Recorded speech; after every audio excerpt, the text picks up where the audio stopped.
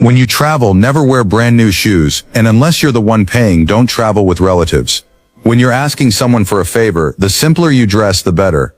While you're on a business trip, keep your social media quiet. And if you visit a city where an old classmate lives, don't reach out first.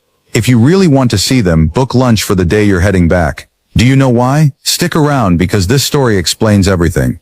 Trish worked at a major firm in Chicago as an executive assistant for 2 years. She always listened to her boss in silence, never interrupting. Every morning she brought him his coffee and handled every detail with care.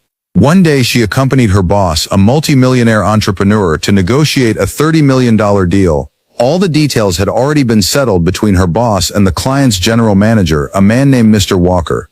But on the day of the signing, something happened that Trish would never forget. The general manager looked at Trish and said, "You're the first young person I've seen who could move a deal like this in 10 minutes. That's seriously impressive." Trish smiled and replied, "Oh no. My boss is the impressive one. I'm just here to help."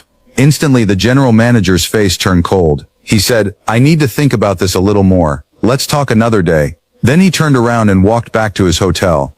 Trish's boss looked at her and said, "When it comes to social intelligence, you've still got a long way to go. Because you didn't know how to speak, you just cost yourself a $200,000 commission." Trish was devastated. She didn't even know what she had done wrong. Then her boss told her, "You have one chance to fix this. The commission on this project alone is over $500,000. "What do I do?" she asked. Immediately the boss pulled a book out of his bag called People Skills. He said, "Go home tonight and read this from cover to cover.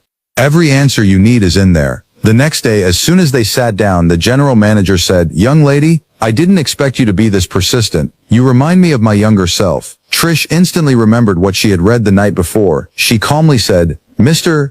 Walker, that's far too generous. If it weren't for you giving me this opportunity, I never would have had the chance to work with someone at your level." The general manager laughed, looked at his vice president and said, "Give the project to her. I trust her." And just like that, Trish closed the deal. She got promoted to manager. To thank her boss, she bought 2 expensive bottles of red wine and brought them to his house. But the moment she walked in, she saw him having dinner with 2 of his superiors. Trish reacted instantly. She pulled $5 out of her pocket and said, "Mr. Bennett, here's the change from the wine you asked me to buy. I'll leave it on the table. Enjoy your dinner. I won't disturb you." Then she left. But it gets even better.